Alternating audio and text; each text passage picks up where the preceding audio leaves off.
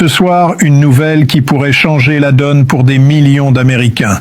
Une décision prise à Moscou, une décision qui touche directement votre portefeuille, votre quotidien et l'avenir économique de ce pays.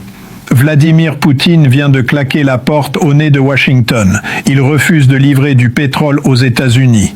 Et les économistes tirent la sonnette d'alarme. Les répercussions pourraient être violentes, rapides et durables. Alors ce soir, on ne va pas tourner autour du pot. On va regarder les faits en face. Commençons par poser le décor, parce que pour saisir l'ampleur de ce qui se passe, il faut comprendre ce que représente réellement cette décision. Les États-Unis sont le plus grand consommateur de pétrole au monde.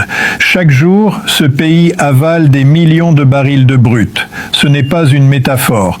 C'est une réalité économique concrète, tangible, qui structure tout le tissu industriel et commercial de la nation. Ce pétrole, il ne sert pas qu'à faire tourner les voitures sur les autoroutes. Il alimente les usines. Il chauffe les maisons en hiver. Il propulse les camions qui livrent les supermarchés. Il fait tourner les équipements agricoles qui nourrissent les familles américaines. En d'autres termes, le pétrole, c'est le sang qui circule dans les veines de l'économie américaine. Et quand ce sang vient à manquer, c'est tout le corps qui vacille. Alors quand la Russie, l'un des plus grands producteurs d'énergie de la planète, ferme ses vannes aux acheteurs américains, ce n'est pas une simple mauvaise nouvelle sur les marchés. C'est un choc qui peut se propager très vite, très loin, et toucher des endroits que beaucoup n'anticipent pas encore. Et c'est précisément pour ça que cette décision de Poutine n'est pas seulement une question de politique internationale. C'est une question qui vous concerne directement, vous, en tant qu'Américain, en tant que consommateur, en tant que travailleur, en tant que parent qui remplit son réservoir chaque semaine. Mais avant d'aller plus loin, prenons un instant pour comprendre pourquoi ce refus est bien plus qu'un acte commercial. Il y a une logique derrière cette décision, une logique froide, calculée, stratégique. Poutine ne fait pas ça par caprice, il ne fait pas ça parce qu'il a eu une mauvaise journée, il fait ça parce qu'il connaît la valeur de ce qu'il détient et il sait exactement comment l'utiliser. Le pétrole, depuis des décennies, n'est pas qu'une matière première, c'est une arme diplomatique, économique, géopolitique. Ceux qui contrôlent l'énergie contrôlent une partie du monde. Et en refusant de vendre à l'administration Trump, Poutine envoie un message très clair à Washington et au reste de la planète. La Russie n'est pas un partenaire qu'on peut ignorer, menacer ou marginaliser sans conséquence. Cette décision, c'est une démonstration de puissance, sobre, directe, redoutablement efficace. Et les effets, ils ne se font pas attendre. Les marchés financiers ont déjà commencé à réagir. Wall Street surveille, les investisseurs s'agitent, les cours du brut grimpent, pas doucement, pas progressivement, mais par bonds. Des bons qui se répercutent immédiatement sur le prix à la pompe, sur les coûts logistiques, sur les budgets des entreprises, sur les prix dans les rayons des supermarchés. Ce que vous voyez s'afficher sur le panneau de votre station-service ce matin, c'est déjà le reflet partiel de cette décision prise à Moscou. Et si rien ne change, si cette situation s'installe dans la durée, vous n'avez encore rien vu. Parlons des chiffres, parce que les chiffres ne mentent pas. Les États-Unis importent chaque jour une quantité considérable de pétrole brut. Cette dépendance, même atténuée par les progrès de la production nationale, reste réelle et structurelle. Or, dans le contexte actuel, les marges sont étroites. Depuis la pandémie, les chaînes d'approvisionnement mondiales n'ont jamais retrouvé leur pleine fluidité. Les stocks sont souvent en dessous des niveaux d'avant 2020. Les réseaux logistiques sont tendus. Dans cet environnement fragile, la moindre perturbation significative ne fait pas que remuer les eaux. Elle peut provoquer une vague. Et une vague, dans une économie déjà sous pression, ça renverse des choses. Voici ce qui se passe concrètement quand un fournisseur majeur retire son pétrole du marché américain. Premièrement, les prix de l'énergie montent en flèche. Essence, diesel, fuel domestique, tout augmente et vite. Deuxièmement, les coûts de production explosent dans tous les secteurs industriels. Les usines paient plus cher pour faire tourner leurs machines. Les transporteurs paient plus cher pour faire rouler leurs camions. Les agriculteurs paient plus cher pour cultiver leurs terres.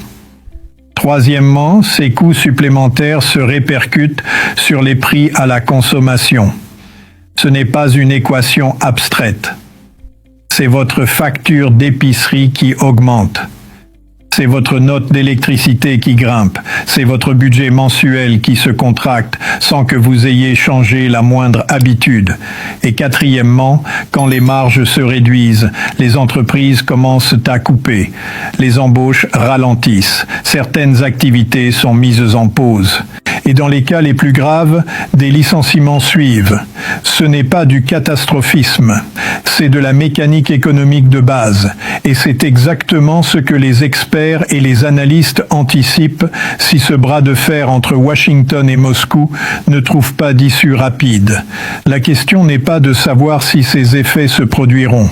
La question est de savoir à quelle vitesse et avec quelle intensité ils frapperont. Maintenant, posons-nous une question essentielle. Pourquoi maintenant ? Pourquoi Poutine choisit-il ce moment précis pour couper les ponts avec le marché américain ? La réponse se trouve dans la géopolitique et elle est plus complexe qu'il n'y paraît. Ce n'est pas une décision improvisée, c'est le résultat d'un calcul stratégique qui s'inscrit dans une logique de long terme. La Russie, depuis des années, cherche à démontrer qu'elle peut résister aux pressions occidentales, aux sanctions économiques, aux isolations diplomatiques. Et chaque fois qu'elle résiste, elle envoie un signal aux autres nations, notamment aux puissances émergentes, aux pays non alignés, à ceux qui hésitent entre l'orbite américaine et d'autres alliances. En refusant de vendre son pétrole à Washington, Poutine ne fait pas que priver les États-Unis d'une ressource. Il affirme une position. Il dit au monde entier « Nous avons des leviers ». Nous savons comment les utiliser et nous ne nous laisserons pas dicter notre conduite, pas même par la première économie mondiale. C'est une démonstration de souveraineté énergétique. Et dans l'arène internationale, ce genre de démonstration a une valeur considérable. Elle influence les perceptions, modifie les alliances et repositionne les acteurs sur l'échiquier mondial. Pour l'administration Trump, cette situation représente un test sévère. Elle vient en effet s'ajouter à une série de défis diplomatiques et économiques déjà complexes. Et elle expose une vulnérabilité que beaucoup préféraient ne pas voir en face. La dépendance énergétique américaine, même partiellement atténuée, reste un point de fragilité stratégique. Aucune puissance ne peut se permettre d'ignorer cette réalité. Et Poutine le sait mieux que quiconque. Regardons maintenant ce que cela implique pour l'avenir proche. Si les États-Unis ne peuvent plus compter sur le pétrole russe, ils doivent se tourner vers d'autres sources. Et chacune de ces alternatives a un coût, pas seulement financier, mais aussi politique et diplomatique. Se rapprocher davantage des pays du Golfe implique des concessions, des négociations longues et parfois des compromis sur des questions de droit, de politique régionale ou d'armement. Se tourner vers d'autres producteurs émergents en Afrique ou en Amérique latine, c'est s'engager dans des partenariats dont la fiabilité à long terme reste à prouver. Et augmenter rapidement la production domestique de pétrole de schiste, certes possible, mais cela prend du temps, nécessite des investissements massifs et se heurte à des contraintes environnementales et réglementaires qui ne disparaissent pas d'un claquement de doigts.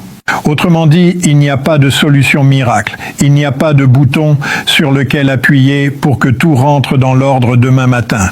Ce que cette crise révèle, c'est que la politique énergétique n'est pas une question technique gérée dans l'ombre par des bureaucrates. C'est une question de souveraineté nationale, une question de sécurité, une question qui devrait être au cœur du débat public, parce qu'elle touche à la vie quotidienne de chaque Américain.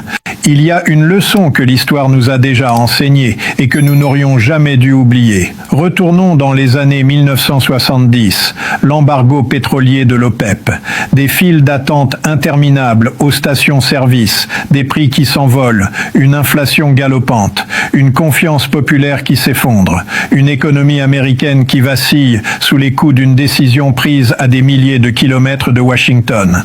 Cette crise a durablement redéfini la politique étrangère étrangère américaine, accélérer la recherche d'alternatives énergétiques et laisser des cicatrices économiques qui ont mis des années à se refermer.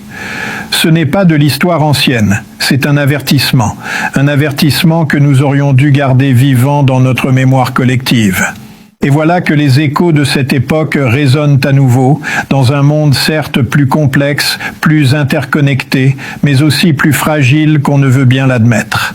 La différence entre aujourd'hui et les années 1970, c'est l'ampleur des interconnexions. À cette époque, une perturbation énergétique affectait principalement les marchés domestiques. Aujourd'hui, dans une économie mondialisée où les chaînes de valeur traversent des dizaines de frontières, où les marchés financiers réagissent en millisecondes, où la confiance des investisseurs peut basculer en quelques heures, les effets d'un choc énergétique se propagent à une vitesse et dans des directions que peu de gens anticipent pleinement.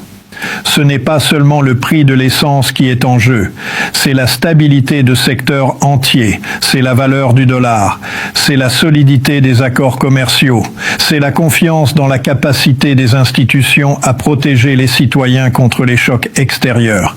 Et justement, parlons de cette confiance, parce qu'elle est au cœur de ce moment. Les Américains, en ce moment, ont besoin de sentir que leurs dirigeants ont une vision, un plan, une stratégie qui dépasse la réaction à court terme. La gestion de la réserve stratégique de pétrole peut offrir un répit temporaire. Mais une réserve, par définition, a des limites. L'utiliser trop vite, c'est vider le filet de sécurité au moment même où on pourrait en avoir encore plus besoin. Ne pas l'utiliser assez vite, c'est laisser les prix s'emballer et la pression économique s'accumuler sur les ménages et les entreprises. C'est un équilibre délicat, politique autant qu'économique.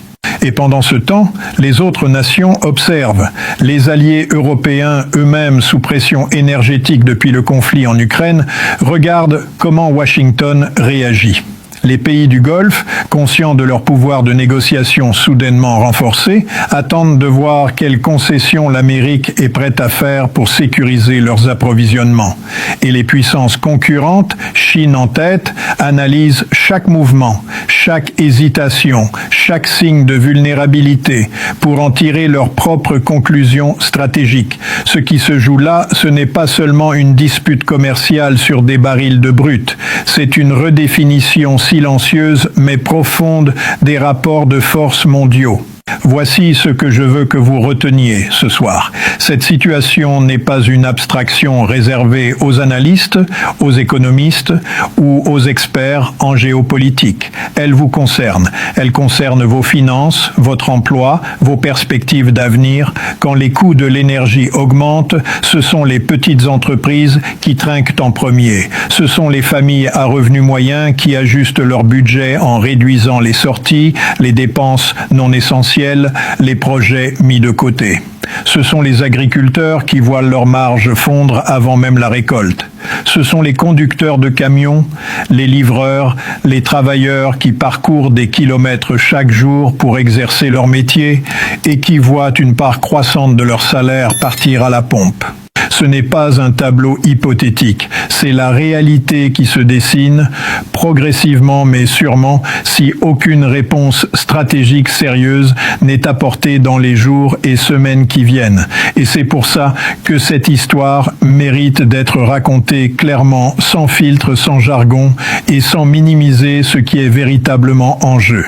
Ce refus de Poutine, c'est un test pour l'économie américaine, un test pour la diplomatie américaine, un test pour le leadership américain et, in fine, un test pour la résilience du modèle économique que les États-Unis ont bâti depuis des décennies. Est-ce que l'Amérique peut absorber ce choc? Oui, probablement. Mais à quel prix? Et combien de temps faudra-t-il pour en mesurer les dégâts réels? Ce sont les questions qui devraient être au centre du débat public en ce moment. Pas demain, maintenant. parce que dans le monde dans lequel nous vivons, les décisions géopolitiques ne restent pas derrière les portes closes des palais présidentiels. Elles traversent les frontières, elles traversent les marchés, elles traversent les familles et elles finissent par atterrir sur votre table dans votre vie quotidienne avec une force et une brutalité que peu de gens anticipent avant qu'il soit trop tard. Ce que vous venez d'entendre, c'est un avertissement. Pas un scénario catastrophe inventé pour faire peur, pas une analyse partisane destinée à servir un agenda politique. C'est un état des lieux basé sur des faits, sur des mécanismes économiques réels et sur une lecture sérieuse d'une situation qui évolue vite. Poutine a refusé de vendre son pétrole à Trump. Et derrière cette phrase simple se cache une réalité bien plus vaste, bien plus profonde et bien plus lourde de conséquences que les titres des journaux ne le laissent apparaître. L'économie mondiale est un système vivant, fragile par endroits, puissant par d'autres, mais jamais invulnérable. Et ce que nous voyons en ce moment, c'est ce système mis sous tension par une décision unique venue d'un seul homme dans un seul pays. C'est la force de l'énergie comme outil de pouvoir. C'est la fragilité de nos dépendances quand elles sont soudainement exposées à la lumière. Et c'est le rappel brutal que dans le grand jeu de la politique internationale, personne n'est à l'abri, pas même la nation la plus puissante du monde. Continuez à regarder, continuez à vous informer, parce que cette histoire n'est pas terminée, elle ne fait que commencer. Et ce qui se passe maintenant façonnera ce que vous vivrez demain, dans 6 mois, dans 1 an. La question n'est plus de savoir si cela vous touchera, elle est de savoir à quel point vous êtes prêt à comprendre pourquoi.